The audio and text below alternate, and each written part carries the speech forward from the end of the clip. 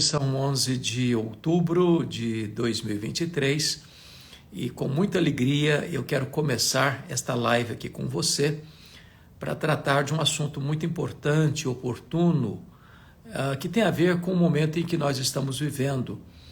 Ontem tratei sobre a segunda vinda de Cristo e a guerra em Israel e hoje eu gostaria de retomar o assunto de Israel para contar para você a história desse povo, desde o seu começo. Então, hoje eu quero trazer aqui uma abordagem histórica da nação de Israel, do povo de Israel. E espero que esta análise, que esta abordagem possa trazer luz à sua mente e, ao mesmo tempo, aquecer o seu coração.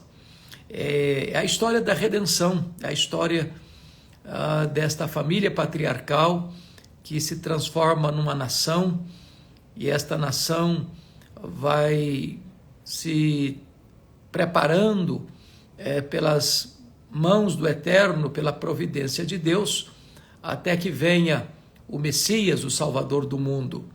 E eu gostaria então de trazer à sua memória esclarecida esta belíssima história do povo de Israel. E eu quero começar com a chamada de Abrão, de Ur dos Caldeus, lá na Mesopotâmia. E ele vivia entre um povo que adorava outros deuses. E Deus deu uma ordem para ele, para sair da sua terra, da sua parentela, para um lugar que Deus lhe mostraria. E Deus faria dele uma grande nação. Pelo seu descendente, todas as nações da terra seriam abençoadas. Então ele sai de Ur, e fica no sul da Mesopotâmia, vai até Harã, no norte da Mesopotâmia, e dali ele sai com Sara e com Ló, que era seu sobrinho, e vai para a terra de Canaã, a terra que Deus lhe mostrou. É muito curioso que Deus faria dele uma grande nação, e Abrão significa grande pai, mas a Sara era estéril, e ele tinha 75 anos de idade quando saiu, e Sara tinha 65 anos. E eles tiveram, então, uma promessa de Deus, de que por meio dele todas as famílias da terra seriam abençoadas. Que Deus abençoaria aqueles que o abençoassem e Deus amaldiçoaria aqueles que o amaldiçoassem. Só que a Bíblia nos informa, portanto, que Sara era estéril. E quando o Abrão estava com 86 anos de idade, portanto 11 anos depois, eles haviam atendido essa chamada divina, ainda não tinham filhos, e Sara sugeriu a Abraão coabitar com a sua serva Agar, para suscitar aí um descendente. Abraão aqueceu o conselho da sua mulher, e então nasce Ismael, de Agar.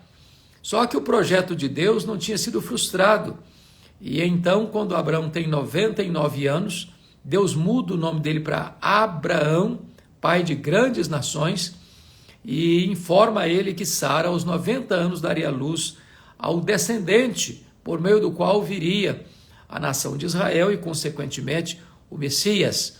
E então, quando Abraão tem 100 anos, nasce o Isaque, o filho da promessa. Abraão viveu 175 anos, e quando Isaque estava com 40 anos, Deus providenciou que o seu servo, Eleazar, fosse até a sua terra para buscar uma esposa para o seu filho Isaque.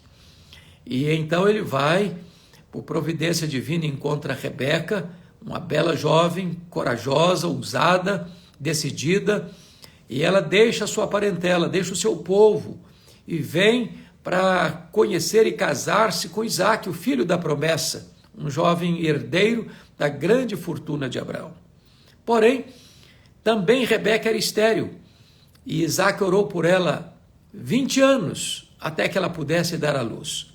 Então, quando Rebeca fica grávida, tem no seu ventre 2 nações, 2 povos.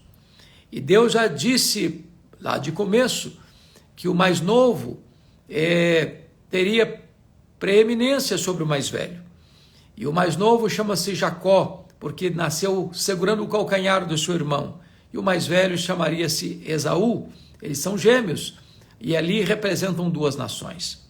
Os 2 cresceram, um tornou-se caçador, o Jacó tornou-se pastor de ovelhas. E diz a Bíblia que este casal enfrenta um problema, Isaac e Rebeca, porque Isaac ama mais a Esaú do que a Jacó, e Rebeca ama mais a Jacó do que Esaú, e esses pais então suscitam, de certa forma, a emulação e os ciúmes entre os irmãos. Porém, o plano de Deus passava por Jacó e não por Esaú. Esaú vai ser o pai dos Edomitas, um povo que vai ser inimigo histórico do povo de Israel. E então Jacó, aos 77 anos de idade, sai de casa, depois de ter enganado o pai, de ter traído o irmão, vai para a terra de Padã Arã, por orientação de seus pais, aos 77 anos. Lá, ele é enganado pelo seu sogro Labão e trabalha 14 anos pelas filhas de Labão, Raquel e Lia, e constitui família. Depois de 14 anos que ele está lá, nasce José, e ele quer voltar, mas o Labão não o deixa voltar, e ele trabalha mais 6 anos pelos rebanhos. E então, aos 97 anos de idade, ele está de volta à sua terra, por orientação divina, por conselho das suas mulheres, e agora ele tem 2 esposas, tem 2 concubinas, tem muitos filhos, e então diz o texto bíblico que ele volta para a sua terra e tem um importante encontro com Deus, no Val de Jaboque, aos 97 anos de idade.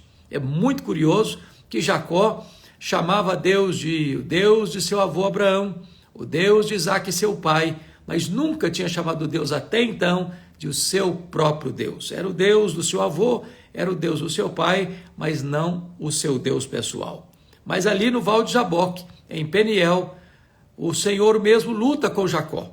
Jacó tenta resistir, medindo força com força, poder com poder, destreza com destreza, mas o Senhor toca ali na articulação da coxa, Jacó fica aleijado, mas tem uma experiência gloriosa com Deus, gloriosíssima.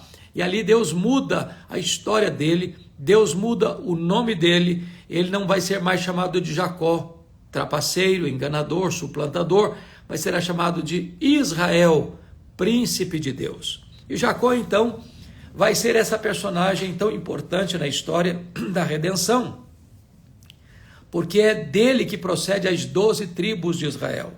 O nome mais repetido em toda a Bíblia é o nome de Jacó. Nenhum personagem bíblico tem seu nome tantas vezes repetido em toda a Bíblia como o nome de Jacó. Ele vai ser o pai das 12 tribos de Israel. E então, diz a Bíblia, que quando José, seu filho, está com 17 anos, e Jacó com 108 anos, o José é vendido pelos seus irmãos para o Egito. Tudo isso fazia parte do grande projeto de Deus, porque Deus já havia dito lá em Gênesis 15 para Abraão, que a sua descendência ficaria no Egito por volta de 430 anos.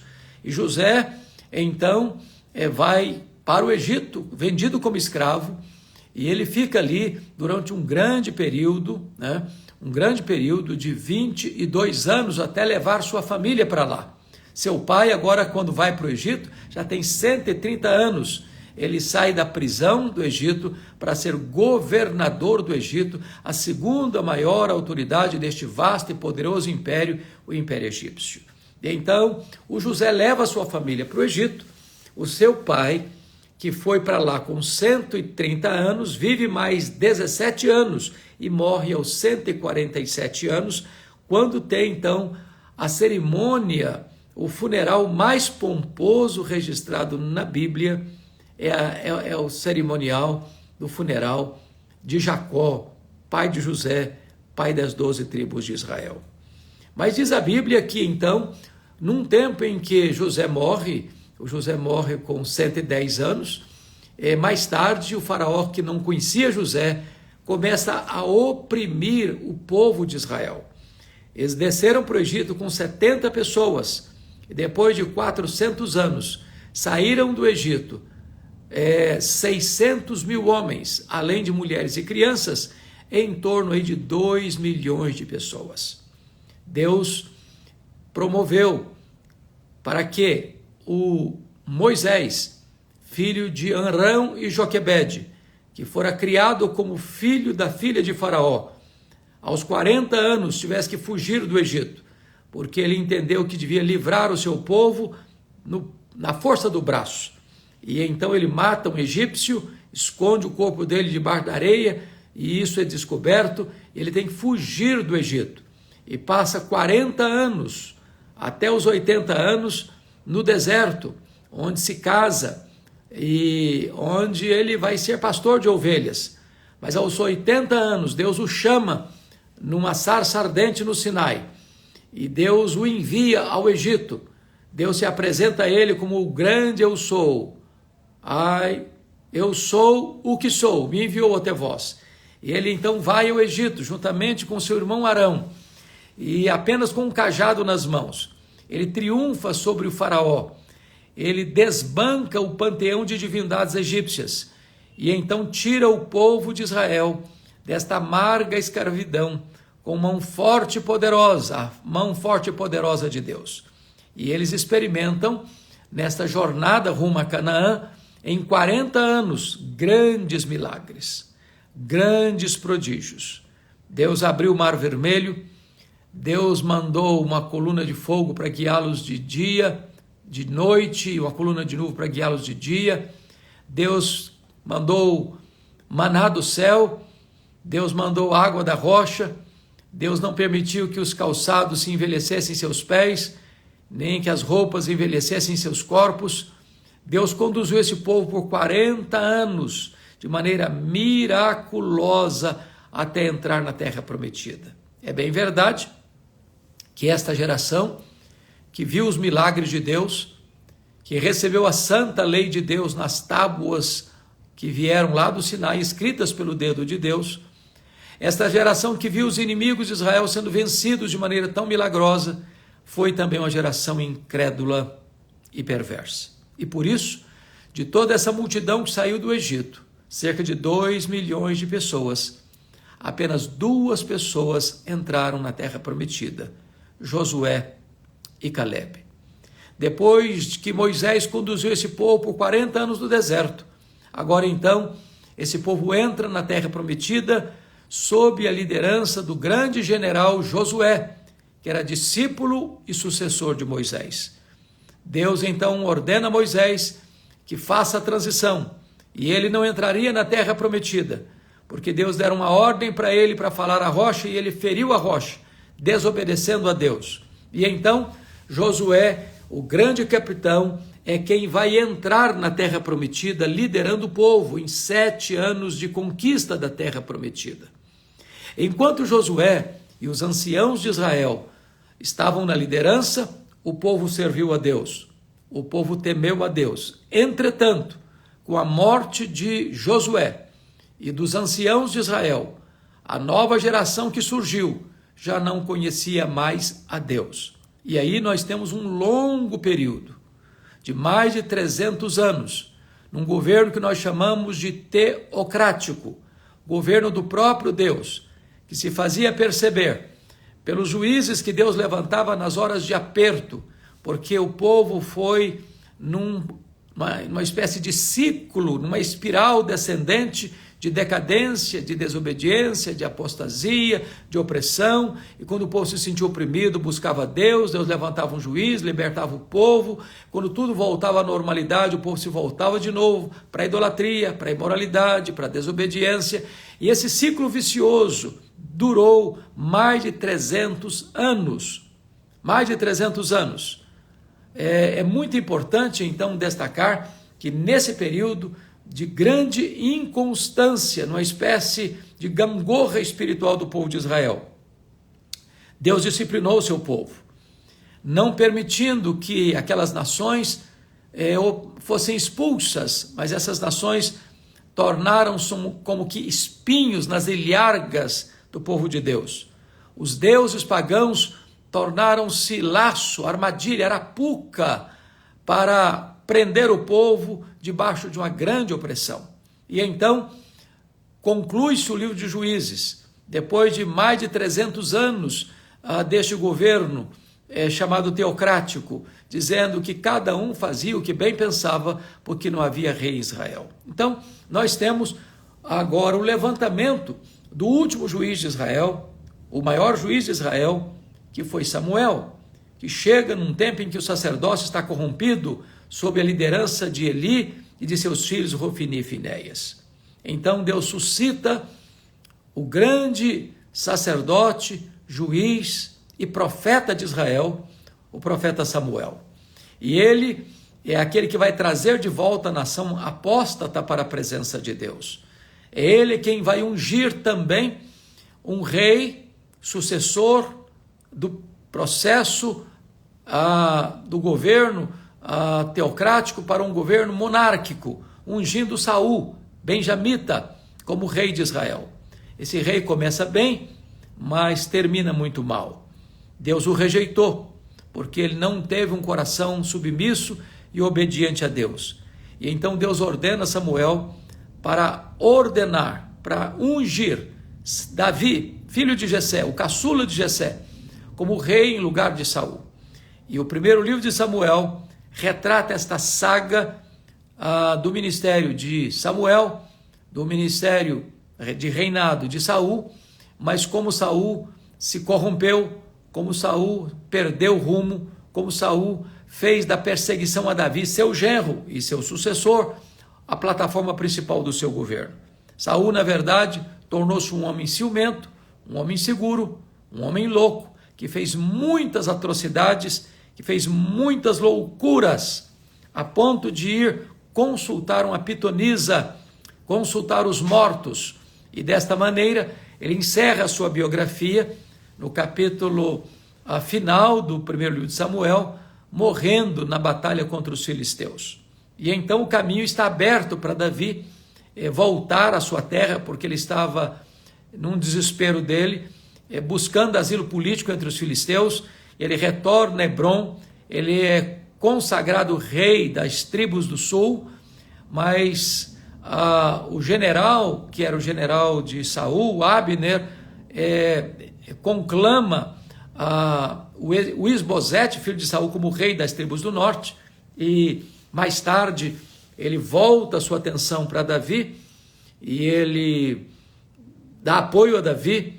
Davi então faz uma aliança com ele, mas o general Joabe mata Abner, e o rei Isbosete é assassinado, e então os anciãos de Israel, das tribos do norte, vêm até Hebrom, consagram Davi, ungem Davi como rei sobre todo o território de Israel.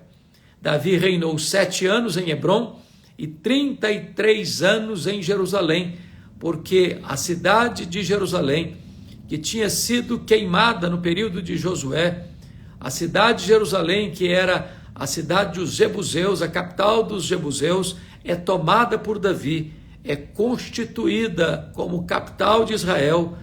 O tabernáculo é trazido para Jerusalém, e Davi então governa no mais importante governo da história de Israel, 40 anos, não apenas tornando Israel como uma grande nação, mas também como um poderoso reino, conquistando os povos à sua volta e ao seu redor. Pois bem, Davi teve um reinado vitorioso, muito vitorioso, tornou-se um rei riquíssimo, muito poderoso, um homem com muita destreza militar, que fez grandes campanhas militares e todas elas vitoriosas, mas ele tem um fracasso na vida pessoal, na sua vida moral, com adultério com Batseba, mandando matar o marido de Batseba, o seu soldado, o seu valente Urias, e a partir daí a biografia de Davi vai num declínio, numa ladeira abaixo, e ele conclui o seu reinado com grandes conflitos, inclusive com a conspiração do seu próprio filho Absalão contra ele, e ele tem que fugir de Jerusalém às pressas para não ser morto pelo seu próprio filho. Ele vence essa guerra contra o seu filho, mas ele não celebra esta vitória, porque, na verdade, aquela vitória teve um gosto amargo para ele. A vida de seu filho Absalão é ceifada. Pois bem, com a morte de Davi, o seu filho Salomão vai ser o seu sucessor.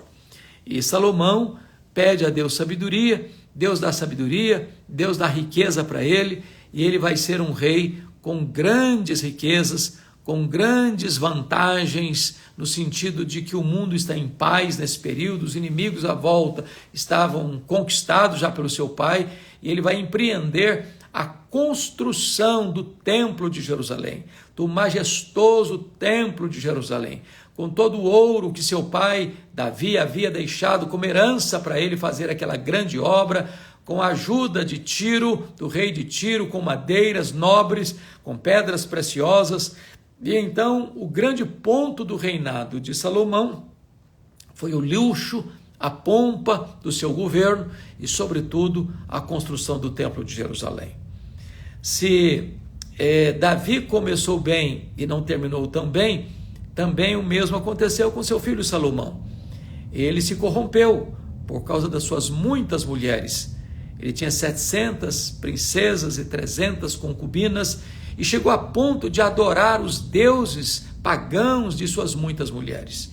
E o seu reino entrou também num declínio, porque Salomão teve o seu período de crise, e o livro de Eclesiastes retrata com muita clareza esta crise vivida por Salomão. Com a morte de Salomão no ano 931 a.C., o seu filho Roboão assume o governo. Com essa transição de governo, os anciãos, o povo, foram a ele pedindo para aliviar os impostos, porque na verdade todo o luxo da corte, quem pagava a conta era o povo, com pesados tributos. E este rei, filho de Salomão, não teve sabedoria suficiente para lidar com isso, foi buscar conselho dos anciãos, os anciãos disseram: olha, escuta o povo, é prudente escutar o povo. De fato, o povo está sendo oprimido demais, com pesados tributos. Mas ele não ficou muito satisfeito com esse conselho, foi buscar conselho nos jovens, e os jovens disseram: não, você tem que ser mais duro ainda, você tem que dizer para o povo que o seu dedo mínimo é mais grosso do que o braço do seu pai. E com isso, houve uma cisão, uma racha no reino, e 10 das 12 tribos de Israel seguiram a liderança cismática de Jeroboão I, formando o que nós chamamos de Reino do Norte, mais tarde tendo como capital a cidade de Samaria. E no sul ficaram as 2 tribos de Judá e Benjamim, cuja capital continuou sendo a capital de Jerusalém. Vale destacar que nesse Reino do Norte, que durou apenas 209 anos, de 931 a 722, nós tivemos 19 reis, em 8 dinastias diferentes. Vale também destacar que nenhum desses reis andou com Deus. Foram homens maus, foram homens perversos, foram homens idólatras, foram homens opressores, foram homens que fizeram mal fizeram mal aos olhos do Senhor, os homens que abriram o campo para o sincretismo religioso e perverteram as 10 tribos do norte. Então, depois desse período de 209 anos, em 722, o poderoso império assírio cercou Samaria, tomou Samaria e levou cativo esse povo para nunca mais retornar como um povo hegemônico. Uma estratégia do rei Sargão II foi trazer povos estrangeiros para habitar nessa região, formando um povo híbrido, chamado de samaritano, que vem a se tornar um povo inimigo do povo judeu, historicamente inimigo do povo judeu, um ódio que durou mais de 7 séculos, porque eu estou falando aí do ano 722, e quando Jesus dá início ao seu ministério, realiza o seu ministério, esse ódio ainda estava prevalecendo. É tanto fato que lá em João capítulo 4, somos informados de que quando Jesus passou pela província de Samaria, ao encontrar-se com aquela mulher samaritana, foi ela quem pontuou: como tu pedes de beber a mim, sendo tu judeu, e eu uma mulher samaritana?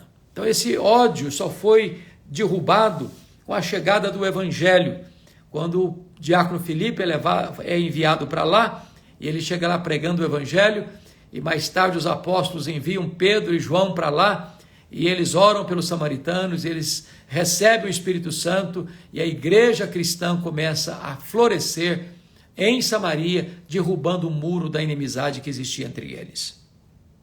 No Reino do Sul, É muito importante destacar, me permita tomar um pouquinho de água aqui. É importante destacar que o Reino do Sul, cuja capital era Jerusalém, alternou entre reis piedosos e reis ímpios. Nós tivemos homens piedosos no Reino do Sul, poderíamos citar, por exemplo, Asa, poderíamos citar Josafá, poderíamos citar o rei Uzias, poderíamos citar o rei Ezequias, o rei Josias, mas tivemos também homens muito maus, como Acabe, como Manassés. Pois bem, o Reino do Sul também alternou, ou melhor, ele alternou, porque o lado norte só teve coisa ruim. Nenhum desses reis andou com Deus, mas no Reino do Sul alterna-se o poder entre homens bons e homens maus.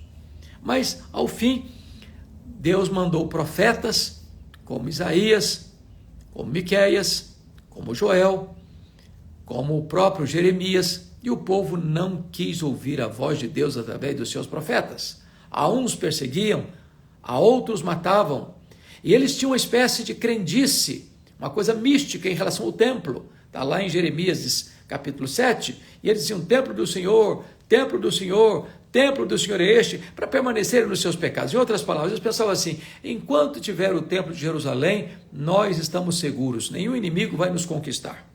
Pois bem, Deus então entrega o Reino do Sul nas mãos dos caldeus.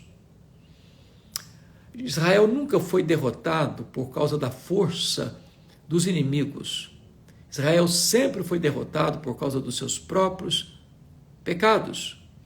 Então, a Babilônia cerca Jerusalém durante 3 vezes. Aliás, me permita dizer isso aqui, antes disso, logo que a Samaria caiu, no ano 722, o rei assírio cercou também Jerusalém, quando o rei Ezequias governava aqui no sul. E deu uma ordem para o rei Ezequias: pode se render, porque Deus nenhum consegue livrar você das minhas mãos. E então diz a Bíblia que o rei Ezequias coloca essa causa diante de Deus. Ele não tinha estratégia militar, nem força militar para resistir àquele poderoso exército que sitiava Jerusalém. E então um anjo do Senhor, apenas um anjo do Senhor, agindo em nome do Senhor, matou 185.000 soldados assírios, e Deus libertou Jerusalém do poder estrangeiro, além de curar o rei Ezequias, que estava com doença mortal. Pois bem, mas agora passaram-se os anos, e o Reino do Sul também se corrompeu galopantemente, misturando-se com os outros povos, na prática da idolatria, na prática da imoralidade, abusando da paciência divina, provocando a ira de Deus. E então Deus traz a Babilônia, um povo amargo, um povo conquistador, um povo expansionista, um povo sem temor de Deus. E você pode ler esse grande dilema no livro do profeta Abacuque, e você vai ver que Jeremias, ao denunciar que Israel cairia nas mãos dos babilônios, dos caldeus, ele chegou a ser preso, ser jogado num buraco, e eles não queriam ouvir nenhuma palavra negativa a respeito do povo, mas na verdade Jerusalém foi cercada em 606, Deus entregou os vasos do templo nas mãos dos caldeus, esses vasos sagrados foram levados e colocados nos templos pagãos na Babilônia. Alguns jovens da nobreza foram levados cativos, como Daniel e os seus amigos. Houve um segundo cerco no ano 596, quando foi levado também Ezequiel, que era de uma família sacerdotal, mas ele vai ter um chamado profético lá na Babilônia, e vai exercer o seu ministério profético a partir da Babilônia. Mas no ano 586, Nabucodonosor, cercando Jerusalém, impôs à cidade uma situação de muita dor, de muita tristeza, porque ninguém entrava, ninguém saía, faltou provisão, as pessoas começaram a morrer de fome dentro dos muros, e aqueles que tentavam escapar morriam à espada. E então, quando não havia mais qualquer chance de resistência, Jerusalém foi tomada, o templo de Salomão foi destruído, e o povo de Judá foi levado cativo para a Babilônia, num longo cativeiro de 70 anos. Deus havia não só definido o cativeiro, mas a duração do cativeiro.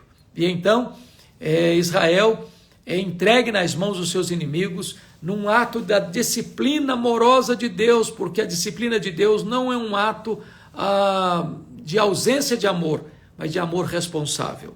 E então, só então, no cativeiro babilônico, é que Israel é curado da idolatria e nunca mais o povo se capitula diante de outros deuses. Se eles foram levados para a Babilônia em 3 turnos, 606, 596, 586, eles retornam à terra de Israel também em 3 turnos, sob a liderança de Zorobabel para a construção do templo, sob a liderança de Esdras para ensinar a lei e sob a liderança de Neemias para reconstruir os muros de Jerusalém. Então, Jerusalém é reconstruída sob o governo agora medo-persa, porque a Babilônia, enquanto Israel estava lá no cativeiro, caiu nas mãos de um outro império, o Império Medo-Persa. Quando Israel retorna ao seu território, quem governa o mundo é o Império Medo-Persa. Pois bem, este império também caiu nas mãos de um outro império, o Império Greco-Macedônio.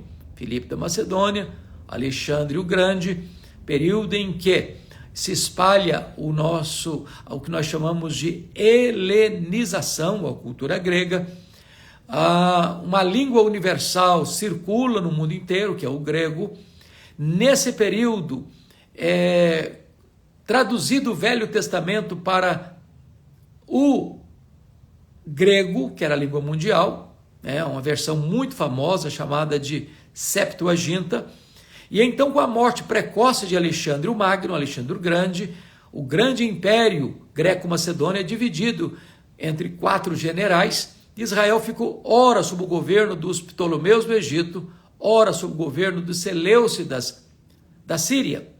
No governo sírio, Antíoco IV, ou chamado Antíoco Epifânio, profana o templo de Jerusalém, levantando um altar a Zeus no templo de Jerusalém e sacrificando suínos no templo de Jerusalém, uma grande profanação. E então o sacerdote Matatias, com seu filho Judas Macabeu, não suportando essa profanação, declaram guerra aos Seleucidas da Síria e ganham essa guerra, formando um governo asmoneu em Israel. Então Israel é liberto do poder estrangeiro através da guerra dos Macabeus. Mas no ano 63, Pompeu conquista esse território e incorpora Israel ao chamado Império Romano, que na época Pompeu nomeia Antípater como rei do território de Israel, e com a morte de Antípater, seu filho, conhecido por todos nós como Herodes o Grande, é nomeado rei de Israel. Eu queria destacar para você um fato muito curioso sobre Herodes o Grande, porque Herodes o Grande foi um grande empreendedor, um grande gestor. Tudo que tinha grande em Israel foi ele que fez. Por exemplo, foi Herodes o Grande que construiu, ou melhor, ampliou e embelezou o templo de Jerusalém, tornando-o mais magnificente do que o templo de Salomão. Foi ele quem construiu o porto de Cesareia, abrindo o comércio para o mundo e facilitando as viagens missionárias. Foi ele quem construiu a fortaleza de Massada, para onde fugiram cerca de 1000 judeus quando Jerusalém foi tomada no ano 70. Foi ele quem construiu a fortaleza de Antônio, onde Jesus foi julgado por Pôncio Pilatos em Jerusalém. Esse homem, embora um grande empreendedor, ele tinha muito medo de perder o poder. Então, ele massacrou mais da metade do sinédrio judaico. Ele mandou matar membros da sua própria família, porque ele casou-se 9 vezes, e ele mandou matar membros da sua própria família. E ele, quando os magos vieram do Oriente, com a notícia de que tinha nascido o rei dos judeus, e eles tinham vindo para adorá-lo, ele, com ciúmes, mandou matar as crianças de Belém, uma grande chacina, perversa chacina, mas o Senhor tinha orientado a José e Maria para fugirem com o menino para o Egito. E então, com a morte de Herodes o Grande, seu reino é dividido entre 4 filhos. Arquelau, o tetrarca da Judéia, o Herodes Antipas, tetrarca da Galileia, o Filipe e o Lisânias, tetrarca de outras regiões de Israel. Pois bem, vale destacar que quando Jesus nasce, Jesus nasce, quem está governando o mundo é o Império César Augusto, e quem está dominando a província é Herodes o Grande. Quando Jesus morre na cruz do Calvário, quem está governando o mundo é Tibério César, quem está governando em Jerusalém, Israel, na região do sul, né? Na tetrarquia da Galileia, é o governador romano Pôncio Pilatos, e quem está governando lá na tetrarquia da Galileia é Herodes Antipas. Então, já disse ontem para vocês, na nossa live, que Jesus havia profetizado a queda de Jerusalém, a tomada de Jerusalém, que o templo de Herodes seria também destruído, o que ocorreu no ano 70, quando Tito Flávio cerca Jerusalém, toma Jerusalém, destrói o templo de Jerusalém, não ficando pedra sobre pedra, e então acontece a maior dispersão dos judeus de todos os tempos, desde o ano 70 a 14 de maio de 1948, quando Israel retorna ao seu território como nação. Só quero concluir a minha fala com vocês, dizendo que a sobrevivência de Israel é um grande milagre. Nenhum povo conseguiu manter sua cultura, sua religião e sua língua por tanto tempo. Talvez perguntemos agora, onde estão o poderoso Império Egípcio? Onde está o poderoso Império Assírio? Onde está o poderoso Império Babilônico? Onde está o poderoso Império Medo-Persa? Onde está o poderoso Império Greco-Romano? Onde está o poderoso Império Greco-Macedônio? Onde está o grandioso Império Romano? Todos eles passaram.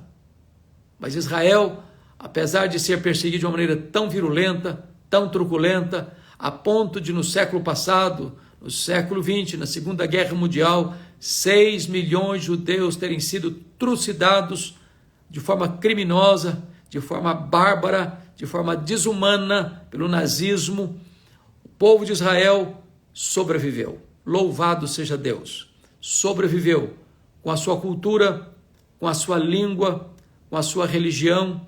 E então, no dia 14 de maio de 1948, Israel retorna ao seu território como nação. E é uma grande nação, embora num território tão pequeno, cuja maioria, a extensão do seu território é de deserto, mas uma nação fortemente tecnológica, uma nação que tem um grande poder de resistência e capacidade militar, uma nação que tem exportado tecnologia para o mundo, uma nação que tem sido referência para o mundo, e então hoje nós estamos aqui para render graças a Deus pela nação de Israel, porque esta nação trouxe para nós as Escrituras, esta nação trouxe para nós o Messias. Jesus era judeu. Esta nação ainda há de ser restaurada por Deus, conforme você pode ler em Romanos, capítulo 9, 10 e 11. Romanos 9 olha para trás, para a grande eleição de Deus. Romanos 10 olha para o presente, para o pecado de Israel. Mas Romanos 11 olha para o futuro, para a restauração de Israel. Nós nos solidarizamos mais uma vez com Israel nessa grande luta que está enfrentando pelo ataque terrorista do Hamas no dia 7 de outubro, onde centenas e centenas de israelitas, de judeus foram mortos de forma covarde, crianças decapitadas, mulheres estupradas, velhos completamente pisoteados, e um banho de sangue de forma criminosa foi imposto a Israel. Então, nossas orações em favor deste povo que foi tão covardemente atacado, e que Deus restaure esta nação, que Deus restaure a paz no Oriente Médio, que Deus restaure o temor do seu poderoso nome entre as nações, para que todos reconheçam Jesus Cristo como Senhor, como Messias, como Salvador. Não há paz fora do Príncipe da Paz. Não há salvação fora deste nome, que é o nome de Jesus, porque a Bíblia diz que não há nenhum outro nome dado entre os homens pelo qual importa que sejamos salvos. Não é religião que nos salva, não é rito sagrado que nos salva, só Jesus salva, só Jesus liberta, só Jesus traz paz, Só Jesus quebra o muro da inimizade. Só Jesus é aquele que pode estabelecer o reino da paz, o reino da justiça. Então, que Deus abençoe sua vida, que Deus abençoe seu coração, que Deus abençoe sua família e até breve, se Deus quiser.